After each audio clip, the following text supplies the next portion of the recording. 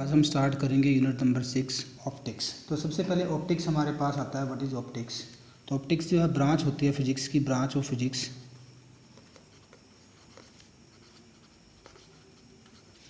Which deals with the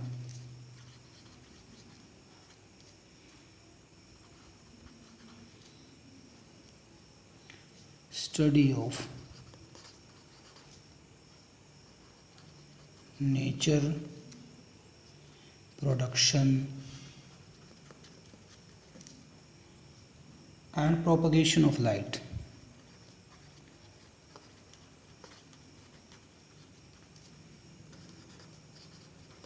meaning ऐसी branch physics की जिसके अंदर हम क्या स्टडी करते हैं लाइट का नेचर, उसको हम कैसे प्रोड्यूस कर सकते हैं और वो कैसे एक मीडियम से दूसरे मीडियम के अंदर ट्रैवल करती है, उसके प्रोपगेशन को हम जो है स्टडी करेंगे। ऐसी ब्रांच को हम बोलते हैं optics.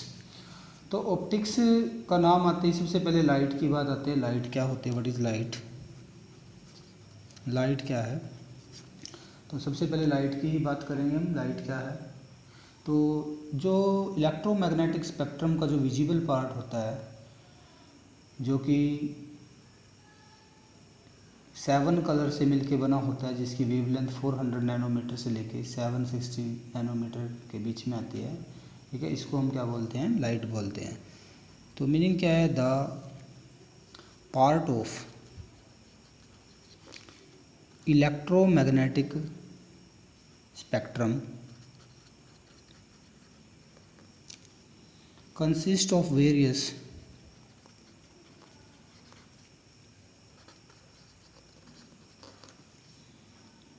colors of wavelength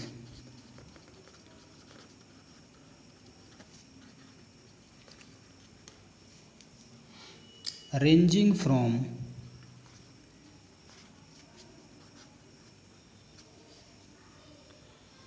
about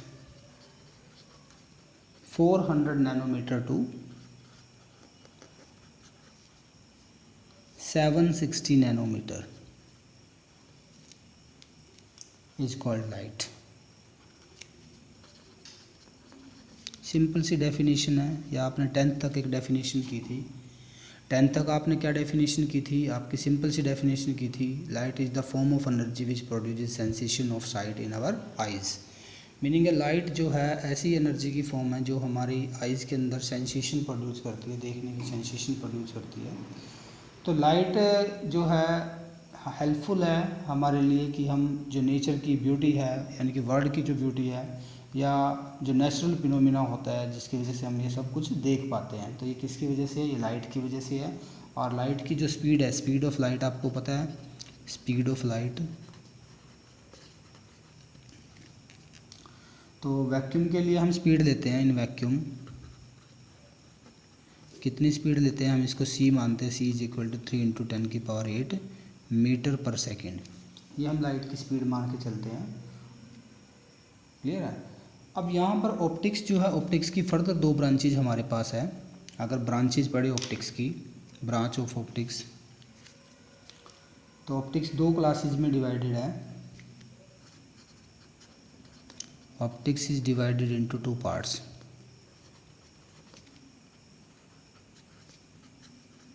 दो पार्ट्स में जो है ऑप्टिक्स डिवाइडेड है। तो फर्स्ट पार्ट जो है ऑप्टिक्स का कौन सा है, सबसे पहले हम पढ़ेंगे रे ऑप्टिक्स, जो कि आप क्लास 10th में भी पढ़ के आए हो, रे ऑप्टिक्स। और दूसरी ब्रांच जो है वो है हमारी wave optics. Ray optics and wave optics, ये 2 ब्रांचेस हम जो है +2 के अंदर पढ़ने जा रहे हैं, wave optics and ray optics and wave optics. तो सबसे पहले रे ऑप्टिक्स जो होती है, इसको ज्योमेट्रिकल ऑप्टिक्स भी बोलते हैं हम, रे ऑप्टिक्स को। दूसरा नाम क्या है इसका, ज्योमेट्रिकल ऑप्टिक्स। रे ऑप्टिक्स का दूसरा नाम जो है वो होता है ज्योमेट्रिकल ऑप्टिक्स। अब देखो रे ऑप्टिक्स की हम बात करते हैं। सबसे पहले ray optics,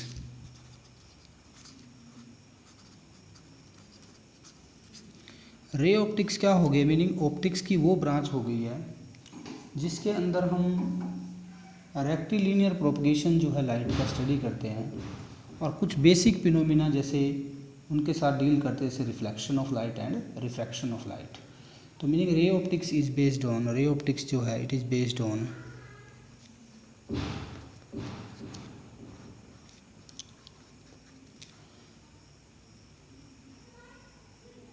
rectilinear propagation of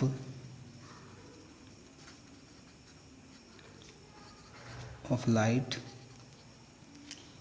का जिसके अंदर रेक्टिलिनियर प्रोपगेशन होता है and deals with reflection of light,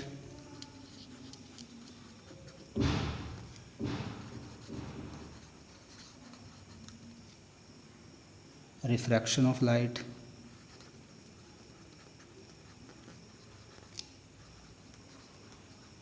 meaning reflection और रिफ्रैक्शन को स्टडी करते हैं, और साथ में and the formation of images, formation of images, images के फॉर्मेशन के बारे में जो हम स्टडी करते हैं भाई मिरर्स एंड लेंसेज, मिरर्स और लेंस की हेल्प से।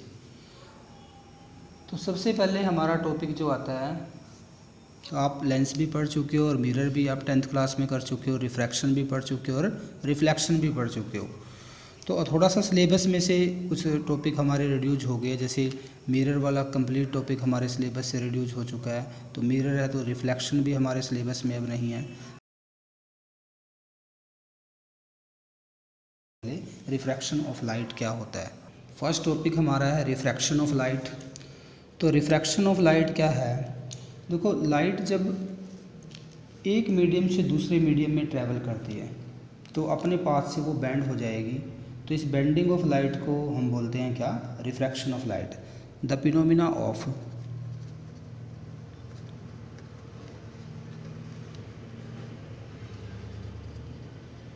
Change in the direction of light, in the direction of light,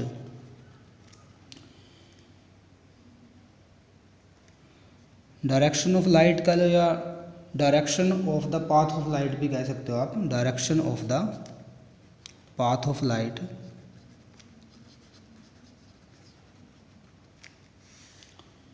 when it goes from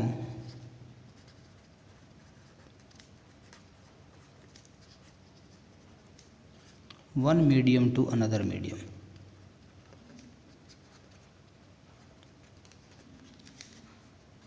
यानी कि मीडियम चेंज हो रहा है।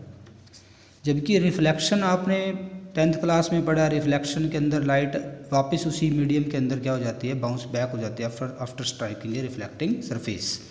तो वहाँ मीडियम चेंज नहीं होता, बट रिफ्रैक्शन जो फिनोमिना है उसमें लाइट एक मीडियम से दूसरे मीडियम की तरफ मूव करती है, तो अपने पाथ से क्या हो जाती है? वो बेंड हो जाती है। तो इस बेंडिंग ऑफ लाइट को हम बोलते हैं क्या? Refraction of light. तो 10th क्लास में आपने इसको किया हुआ है, तो सेम वैसे ही जैसे आपने 10th क्लास में इसको किया था, सेम अब भी वही है। तो अगर हम यहाँ पर सपोज करते हैं हमारे पास दो मीडियम हैं, एक मीडियम हमारा ये है फर्स्ट मीडियम, और दूसरा मीडियम मैं यहाँ पर लेता हूँ सेकंड मीडियम, और ये जो लाइन मैंने यहाँ पे ड्रॉ किया है ये दोनों सरफेस को जो है सेपरेट करती है, इसको बोलते हैं इंटरफेस। क्या बोलते हैं इसको? हम इंटरफेस बोलते हैं। और इस इंटरफेस के साथ हम एक नॉर्मल ड्रॉ करेंगे। इंटरफेस के साथ हमें क्या ड्रॉ करना है? नॉर्मल ड्रॉ करते हैं हम। यहाँ पर डॉटेड लाइन से दिखाता हूँ मैं नॉर्मल को। ये नॉर्मल ड्रॉ कर दिया हमने यहाँ पर एक, और अब एक रे ओब्लिकली जो है कुछ एंगल पर हम यहाँ पर इंसिडेंट करेंगे। एक रे हम इंसिडेंट करते हैं, ये हमने रे इंसिडेंट किया है जिसका एक्चुअल पाथ ये था, ठीक है। ये एक रे इंसिडेंट की हमने। मैं सपोज करता हूँ, अभी हम डिस्कस करेंगे रेयर मीडियम और डेंसर मीडियम। ये हमारा रेयर मीडियम है और ये हमारा डेंसर मीडियम है। एक ऐसा मीडियम है डेंसर मीडियम, सेकंड मीडियम हमारा डेंसर है।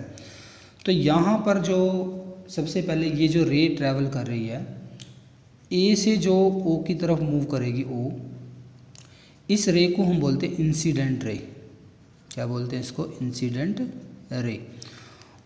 और ये इसका एक्चुअल पाथ था। ये हमारा हो गया normal to the interface. Interface के साथ हमने क्या ड्रॉ कर दिया है? नॉर्मल ड्रॉ कर दिया है। तो नॉर्मल के साथ इंसिडेंट रे जो ये एंगल बनाएगी आई, इस आई एंगल को बोलते हैं एंगल ऑफ इंसिडेंस। आई को क्या बोलेंगे? Angle of incidence. Angle of incidence बोलेंगे इसको हम। तो angle of incidence, angle of incidence बोलते हैं इस एंगल को हम। अब देखो, लाइट अगर रेयर से डेंसर मीडियम में जाएगी, इसका एक्चुअल पाथ ये था, तो ये अपने पाथ से जो है बैंड हो जाएगी। थोड़ी सी लाइट क्या हो जाएगी? अपने पाथ से बैंड। और किसकी तरफ बैंड हो जाएगी? नॉर्मल की तरफ। तो ये जो एंगल बनेगा, इस एंगल को बोलते हैं आर। और आर जो है यहाँ पर क्या है? एंगल ऑफ रिफ्रैक्शन है, एंगल ऑफ रिफ्रैक्शन।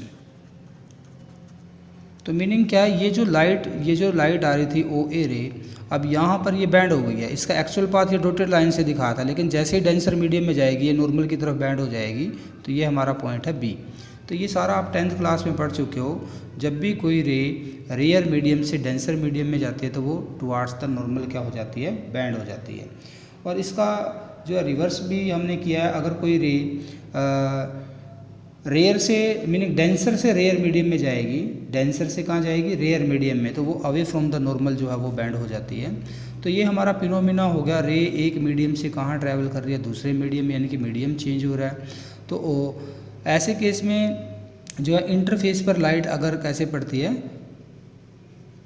ओब्लिकली, कुछ एंगल बना करके, ठीक है, वो वाला केस हम डिस्कस करते हैं। रेयर से जब डेंसर में जाएगी तो टुवार्ड्स द नॉर्मल ये बैंड हो गई, नॉर्मल की तरफ बैंड हो गई है। तो मीनिंग ये जो आर एंगल आएगा इस केस में, this is less then angle of incidence.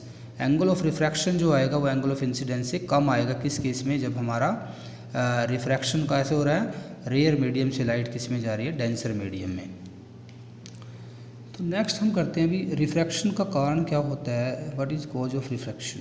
तो रिफ्रैक्शन किस वजह से होता है?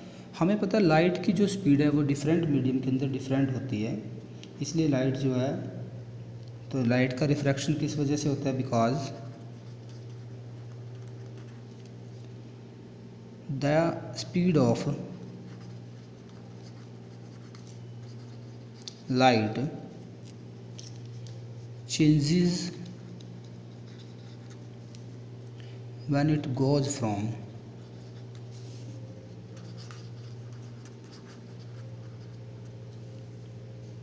one medium to another medium, one medium to another medium.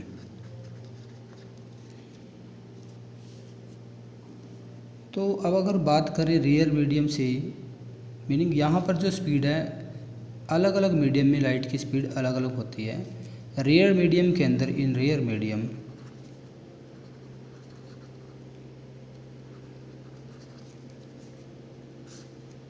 Rare medium और डेंसर मीडियम। अब देखो, सबसे पहले हमें ये पता होना चाहिए रेयर मीडियम और डेंसर मीडियम होते क्या है। रेयर और डेंसर मीडियम होते क्या है? एक्चुअली में कोई मीडियम रेयर नहीं होता, कोई डेंसर नहीं होता। बट जब हम दो मीडियम को कंपेयर करते हैं, तब हम बात करेंगे कौन सा मीडियम रेयर है और कौन सा मीडियम डेंसर है। तो रेयर मीडियम और डेंसर मीडियम, हम इनको रिफ्रैक्टिव इंडेक्स के बेस पे जो है डिफाइन करते हैं। एब्सोल्यूट रिफ्रैक्टिव इंडेक्स,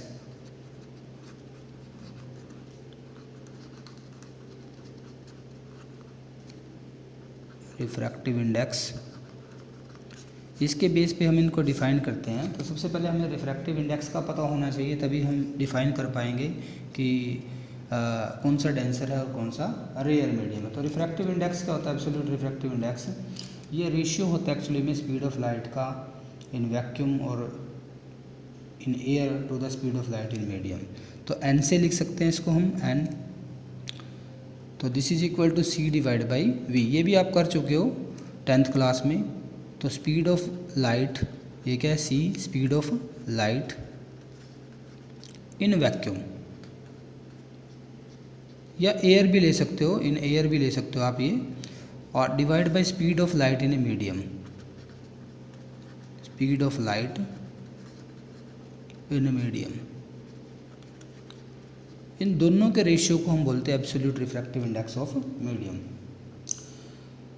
तो ये जो रिफ्रैक्टिव इंडेक्स होती है, क्योंकि सी जो है वो हमेशा वी से ज़्यादा होगा, वैक्यूम के अंदर स्पीड हमेशा क्या होती है लाइट की, मीडियम से ज़्यादा। इसको मैं लिख देता हूँ एम, यानी कि ये मीडियम में स्पीड है, और सी किस में स्पीड है लाइट की, सी जो है वैक्यूम के अंदर स्पीड है। और वी एम जो है वो मैंने एम मीडियम के लिए राइट किया, आप वी लिखना चाहो वी लिख सकते हो यहाँ पर, तो ये मीडियम के लिए है। और लाइट की स्पीड जो है वो हमेशा वैक्यूम के अंदर ज़्यादा होती है किसी भी अदर मीडियम से, इसलिए जो ये एन जो फैक्टर आता है ये हमेशा ग्रेटर देन 1 होता है, तो 1 से ज़्यादा आएगा हमेशा ये फैक्टर। तो रिलेटिव रिफ्रैक्टिव इंडेक्स की अगर हम बात करें, अब यहाँ पर एक और टर्म आती है हमारी रिलेटिव रिफ्रैक्टिव इंडेक्स, उसकी भी बात करेंगे नेक्स्ट, हम यहीं पे कर लेते हैं। चलो बात रिलेटिव रिफ्रैक्टिव इंडेक्स क्या होता है। रिलेटिव रिफ्रैक्टिव इंडेक्स, अब देखो ये भी हमारा एक रेशियो होता है रिलेटिव रिफ्रैक्टिव इंडेक्स भी। इसको हम ऐसे लिख सकते हैं N12, यानी कि 2 मीडियम अगर हमारे पास है N12, तो इसका मीनिंग क्या है, यहाँ पे लाइट जो है फर्स्ट मीडियम से किस में जा रही है, सेकंड मीडियम में। मैं अगर ऐसे सपोज करूँ, यहाँ पर ये हमारा फर्स्ट मीडियम है, फर्स्ट मीडियम जिसमें रिफ्रैक्टिव इंडेक्स जो है वो μ1 है, और ये हमारा सेकंड मीडियम है, या इसको n से ही लिख लेते हैं, म्यू से भी लिखते हैं हम, इसको n से ही लिख लेते हैं, n1 है। और इस मीडियम की सेकंड मीडियम जो हमारा है, इसकी रिफ्रैक्टिव इंडेक्स जो है वो n2 है। कितनी सपोज कर ली हमने, इसको हम n2 सपोज कर लेते हैं, n2। तो n12 को हम कैसे राइट करेंगे, इसका मीनिंग क्या, n12 का क्या मीनिंग है यहाँ पे, n12 का मीनिंग क्या, लाइट जो है फर्स्ट मीडियम से कहाँ ट्रैवल कर रही है, सेकंड मीडियम में। मान लो यहाँ से लाइट ट्रैवल कर रही है फर्स्ट मीडियम से, इंटरफेस पे इंसिडेंट करेंगे हम इसको फर्स्ट मीडियम से, और सेकंड मीडियम में लाइट जा रही है, एक्चुअल पाथ इसका ये है। अगर मैं ये सपोज करूँ यहाँ पर n2 जो है this is greater then n1, यानी कि सेकंड मीडियम के रिफ्रैक्टिव इंडेक्स फर्स्ट मीडियम से क्या है, ज़्यादा है। तो इसका मीनिंग क्या, सेकंड मीडियम जो है, second medium is denser. Second medium क्या है, डेंसर है। किससे डेंसर है, फर्स्ट मीडियम से डेंसर है। ठीक है, सेकंड मीडियम क्या है हमारा, डेंसर मीडियम है, और फर्स्ट मीडियम से second medium is denser then first medium, इसका मीनिंग ये है। और इसका मीनिंग क्या है, लाइट कहाँ से कहाँ ट्रैवल कर रही है, फर्स्ट मीडियम से सेकंड मीडियम में। तो हम इसको कैसे राइट करेंगे, this is equal to n2 divide by n1। तो ये रिलेटिव रिफ्रैक्टिव इंडेक्स आ जाएगी, ये क्या आ गया, relative refractive index. Light first से सेकंड में जा रही है, तो सेकंड की refractive index divide by first medium की जो एब्सोल्यूट रिफ्रैक्टिव इंडेक्स है, दोनों का रेशियो हम यहाँ पर फाइंड आउट करेंगे। और इसको राइट कैसे करेंगे हम, n21 को, n12 को, इसका मीनिंग क्या है, refractive index of, refractive index of second medium with respect to first medium. यानी कि फर्स्ट से सेकंड में जा रही है, यानी कि फर्स्ट से जब सेकंड में जाएगी तो सेकंड में जाके उसकी स्पीड कैसे वेरी करेगी। और इसको हम अनदर टर्म्स में भी लिख सकते हैं। देखो n2 को हम क्या राइट करें, n2 को लिख सकते हैं c डिवाइड बाई, अगर v2 जो है स्पीड सेकंड मीडियम में, v2 क्या है, speed of light in second medium.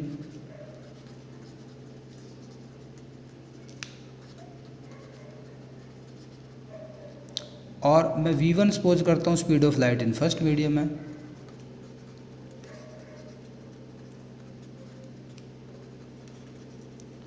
तो v1 n1 को क्या लिखें, this is equal to c divide by v1।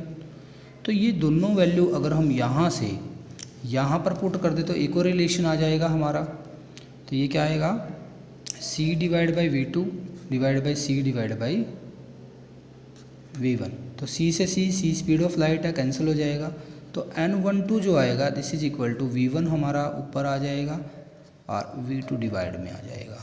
तो ये भी हमारा एक रिलेशन आएगा, यानी कि रिफ्रैक्टिव इंडेक्स जो आएगी सेकंड मीडियम की with respect to first medium, this is equal to the ratio of speed of light in first medium to speed of light in second medium.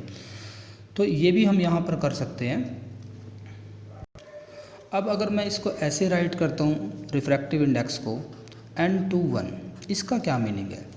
इसका मीनिंग है relative refractive index of, relative refractive index of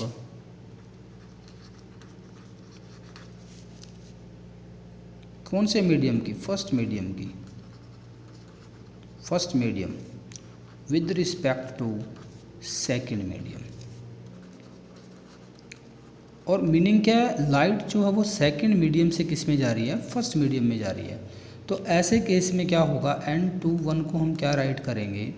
N21 को हम right करेंगे N1 refractive absolute refractive index of first medium divide by absolute refractive index of second medium. और इसको अगर speed की term में हमें राइट करना है तो हम इसको राइट करेंगे V2 डिवाइड बाई V1, यानी कि ये हमारी स्पीड हो जाएगी सेकंड मीडियम में और ये स्पीड हो जाएगी हमारी फर्स्ट मीडियम में। तो इस तरह से हम जो है एब्सोल्यूट रिफ्रैक्टिव इंडेक्स का यूज करके क्या निकाल सकते हैं? रिलेटिव रिफ्रैक्टिव इंडेक्स किसी भी मीडियम की फाइंड आउट कर सकते हैं। मीनिंग क्या? जिस मीडियम की, अब डेंसर मीडियम कौन सा होगा? अगर हम डेंसर मीडियम को डिफाइन करें, डेंसर मीडियम, ये मीडियम कौन सा आएगा? मीडियम, अब दो में से कौन सा डेंसर होगा? मीडियम विद लार्जर वैल्यू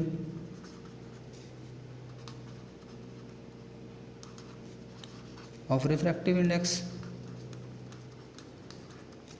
जिस मीडियम की रिफ्रैक्टिव इंडेक्स ज़्यादा होगी, दो में से जिसकी ज़्यादा होगी वो डेंसर है, जिसकी कम होगी वो क्या है? रेयर मीडियम होगा। ठीक है, तो रेयर कौन सा होगा? जिसकी रिफ्रैक्टिव इंडेक्स क्या हो जाएगी? कम। तो रेयर मीडियम भी आप राइट कर सकते हो, रेयर मीडियम, दो में से रेयर कौन सा होगा? मीडियम विथ स्मॉलर या लोअर वैल्यू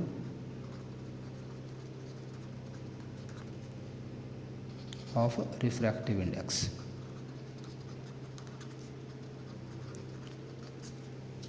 तो यहाँ पर हमारे पास अगर हम यूनिट देखें रिफ्रैक्टिव इंडेक्स की, एब्सोल्यूट रिफ्रैक्टिव इंडेक्स की यूनिट क्या है? Unit of absolute refractive index.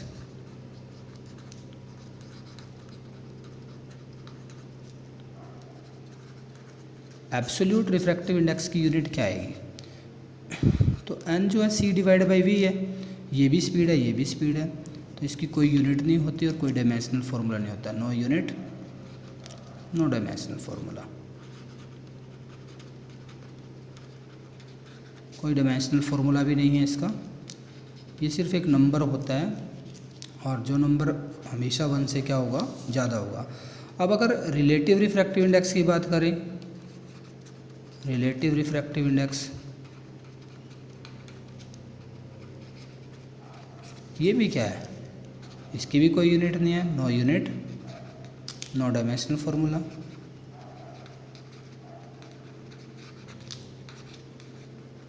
कोई यूनिट नहीं है, कोई डायमेंशनल फार्मूला इसका नहीं होता है। अब देखो यहाँ से क्लियर हो ही जाता है हमारा कि जब हम एक मीडियम से दूसरे मीडियम में जाते हैं तो लाइट की स्पीड चेंज हो जाती है और उसी स्पीड की वजह से उसकी डायरेक्शन भी क्या हो जाएगी? चेंज हो जाएगी। ठीक है, इसी के साथ हम जो है आपने +1 में भी आपने जो है 10th क्लास में भी पढ़ा है लॉज ऑफ रिफ्रैक्शन, वही लॉ हम यहाँ पर करेंगे अब, लॉज ऑफ रिफ्रैक्शन। रिफ्रैक्शन के कुछ लॉ हमारे पास है वो हम डिस्कस करने जा रहे हैं आज। तो सबसे पहले लॉ आपने पढ़ा हुआ है incident ray, refracted ray and normal जो होते हैं, normal to the interface at a point of incidence lie in the same plane. तो मीनिंग क्या है? द इंसिडेंट रे, जो इंसिडेंट रे है हमारी, जो हमने किसी इंटरफेस के ऊपर इंसिडेंट की है, द रिफ्रैक्टेड रे जो रिफ्रैक्ट हो गई है, और तीसरा जो है and normal to the interface, normal to the interface.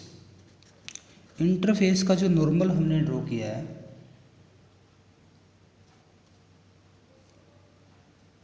किस पॉइंट पर? At the point of incidence, जिस पॉइंट पर हमने इंसिडेंस किया है, point of incidence lie in the same plane, एक ही प्लेन के अंदर ये लाई करेंगे, incident ray, refracted ray and normal to the interface. तो मीनिंग ये तीनों के तीन जो है वो कोप्लेनर होंगे। कैसे होंगे? कोप्लेनर। दूसरा जो लॉ है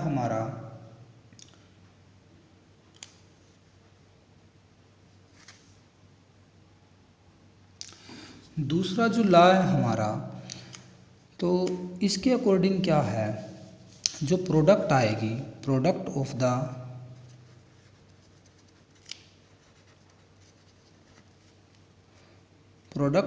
the refractive index of a medium,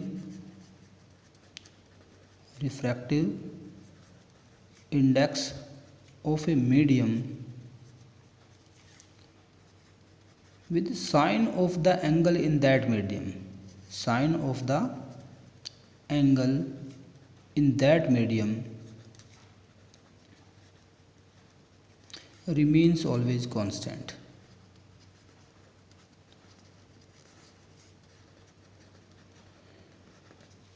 इसका मीनिंग क्या भी, जो प्रोडक्ट आएगी किसकी, रिफ्रैक्टिव इंडेक्स की, किसी भी मीडियम की जो एब्सोल्यूट रिफ्रैक्टिव इंडेक्स है, आप एब्सोल्यूट भी लिख सकते हो यहाँ पे,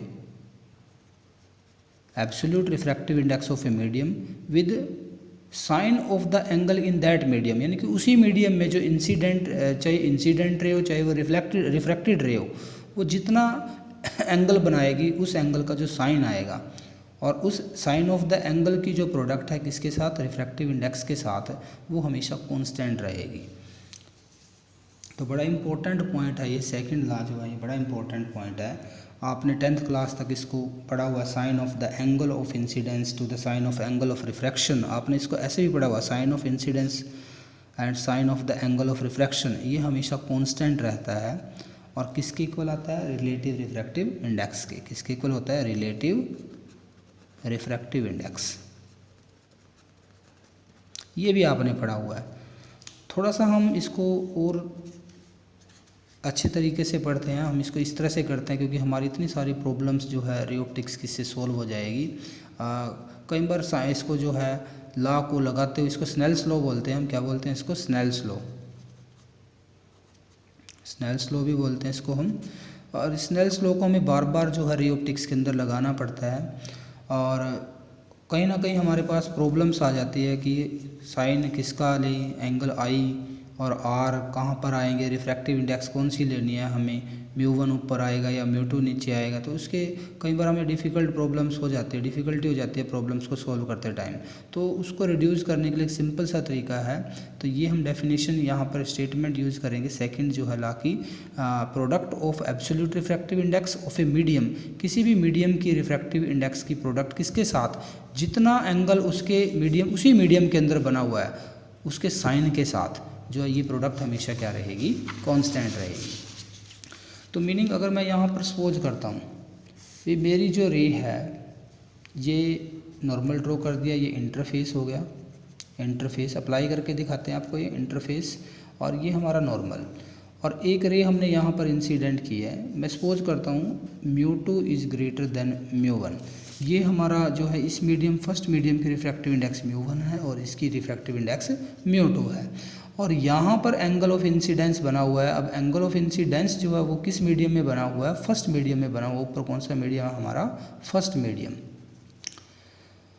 और मैं म्यू से नहीं राइट करूँगा इसको, मैं इसको एन से ही राइट कर देता हूँ, क्योंकि अभी तक हमने एन से किया है इसको, n1 divide by n1 n2, ऐसे यहाँ पे भी लिख देता हूँ मैं, n2 is greater then n1, यानी कि n2 हमारा जो है ये डेंसर मीडियम है, ये कोई ऐसा मीडियम है डेंसर, और ये हमारा जो है रेयर मीडियम है। तो यहाँ से जब रे इंसिडेंट करेंगे, एंगल जो हमारा बना है वो फर्स्ट मीडियम में बना है, तो अकॉर्डिंग टू स्नेल्स लॉ, तो जो रिफ्रैक्टिव इंडेक्स है फर्स्ट मीडियम की वो कितनी है हमारी, n1 है, और जबकि एंगल जो बना हुआ है यहाँ पे फर्स्ट मीडियम में वो बना हुआ है आई, तो ये जो प्रोडक्ट आएगी ये हमेशा कांस्टेंट रहेगी। मीनिंग ये ऐसे ही वेरी करेगी, जब हम सेकंड मीडियम में जाएंगे तब भी हमें यही फॉलो करना है, उस मीडियम की रिफ्रैक्टिव इंडेक्स और उसी मीडियम के अंदर जो है साइन का, एंगल का जो है साइन लेना हमें। अब देखो एक्चुअल पाथ इसका ये जाता, बट डेंसर मीडियम में जा रही है तो ये किसकी तरफ बैंड हो जाएगी, नॉर्मल की तरफ, तो ये एंगल आर बनेगा, रिफ्रैक्शन बनेगा यहाँ पे। तो अब इसको क्या रखेंगे, μ2 product of the refractive index and sine of the angle in this medium. तो सेकंड मीडियम की रिफ्रैक्टिव इंडेक्स n2 है और साइन ऑफ आर यहाँ पर आ जाएगा। तो अगर मैं sine I divide by sine R यहाँ से फाइंड आउट करना चाहूँ तो बड़ा इजीली निकाल सकता हूँ n2 डिवाइड बाई n1। तो इसको हम राइट कर सकते हैं n12। लाइट फर्स्ट से किस में जा रही है, सेकंड मीडियम में, तो ये आ जाएगी हमारी refractive index of second medium with respect to first medium, जो कि ये रेशियो हमारे लिए क्या होता है, कॉन्स्टेंट होता है किन्हीं भी दो मीडियम के लिए। तो ये हमारा स्नेल्स लॉ है। अब यहीं पर हम कर सकते हैं, अगर n2 हमारा ग्रेटर देन n1 है तो इसका meaning n2 divide by n1 जो आएगा दिस इज़ ग्रेटर देन 1, तो sine I divide by sine R जो आएगा दिस इज़ ग्रेटर देन 1। तो इसका मीनिंग क्या, साइन आई जो आएगा this is greater than sine R. तो अगर साइन को हम कैंसिल आउट कर दें, एंगल्स आर वेरी स्मॉल है, तो आई जो आएगा this is equal to this is greater than R, या आर को राइट करें R is less than I. तो इसका मीनिंग क्या है भी, एंगल आर जो है वो कम हो गया किससे, आई से क्या हो गया, कम। तो इसका मीनिंग रे अपने पाथ से डेविएट हो गई है। और कितना डेविएट हो गया, ये देखो इतना डेविएट हो गया, इसको हम लिखते हैं डेल्टा। डेल्टा जो है ये क्या है, angle of deviation, angle of deviation. Refraction के दौरान लाइट अपने एक्चुअल पाथ से, एक्चुअली ये ऐसे जा रही थी, अपने एक्चुअल पाथ से ये कितना डेविएट हो गई है, इसको डेल्टा बोलते हैं। और डेल्टा जो आएगा this is equal to angle I minus R आएगा। क्या आएगा, आई माइनस आर, क्योंकि ये जो आई है ये किसके इक्वल आना चाहिए, आर प्लस डेल्टा के इक्वल। तो जो डेल्टा आएगा that is equal to I minus R. तो ऐसे हम एंगल ऑफ डेविएशन भी निकाल सकते हैं। तो यानी कि रे ने अपने पाथ से क्या हो गया, रे डेविएट हो गई है, तो रिफ्रैक्शन हो गया। तो यहाँ पर ये जो हमारा आर आया that is less than I, इसका मीनिंग क्या है, रे विल बेंड